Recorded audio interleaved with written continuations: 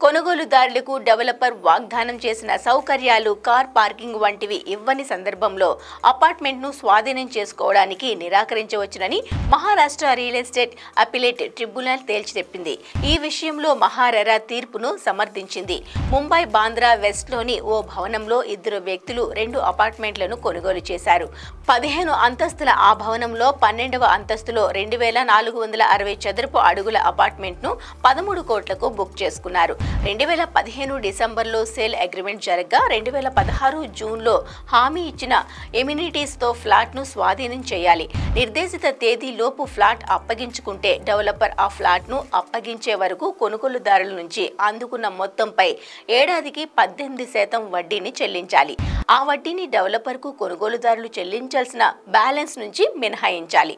కాకపోతే నిర్ధారిత గడువులోపు డెవలపర్ ఫ్లాట్ను అందించలేదు.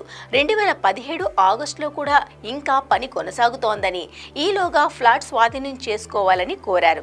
భవనం అసంపూర్తిగా ఉండడంతో పాటు ఒప్పందంలో వాగ్దానం చేసిన అన్ని సౌకర్యాలు లేకపోవడంతో ఫ్లాట్ తీసుకోవడానికి బయ్యర్లు నిరాకరించారు.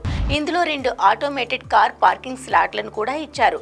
ఆలస్యానికి చెల్లించాల్సిన వడ్డీని లెక్కించకుండా మిగిలిన మొత్తం చెల్లించాలని డెవలపర్ పట్టుబట్టారు. దీంతో వారు మహారెరాకు ఫిర్యాదు చేశారు. వివరాల్ని పరిశీలించిన రెరా కొనుగోలుదారులు చెల్లించిన మొత్తంపై 10.5% సాధారణ వడ్డీ ఇవ్వాలని, అలాగే వాగ్దానం చేసిన అన్ని సౌకర్యాలతో ఫ్లాట్ స్వాధీనం చేయాలని డెవలపర్ను ఆదేశించింది. అలాగే 118 చదరపు అడుగుల లిఫ్ట్ లాబీ ప్రాంతానికి వసూలు చేసిన 61 లక్షలకు పైగా మొత్తాన్ని తిరిగి చెల్లించాలని సూచించింది. ఫిర్యాదు ఖర్చుల నిమిత్తం ఇరువురికి చెరో 20,000 చెల్లించాలని స్పష్టం చేసింది.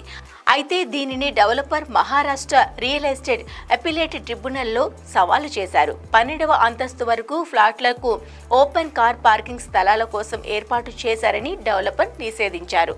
ఆటోమేటెడ్ కార్ పార్కింగ్ ఏర్పాటు చేయకపోయినా ఆ ఆఫర్ చేసిన తేదీన అమలులో లేనప్పటికీ గృహ కొనుగోలుదారుల కోసం భవన ప్రాంగణంలో తగినంత ఓపెన్ పార్కింగ్ అందుబాటులో ఉందని వాదించారు. అందువల్ల ఫ్లాట్లను స్వాధీనం చేసుకోవడానికి గృహ కొనుగోలుదారులు నిరాకరించడం అసమంజసమని సమర్థించలేదని పేర్కొన్నారు. వాదనలు విన్న ట్రిబ్యునల్ మహారెరా తీర్పును సమర్థిస్తూ ఉత్తర్వులని జారీ చేసింది.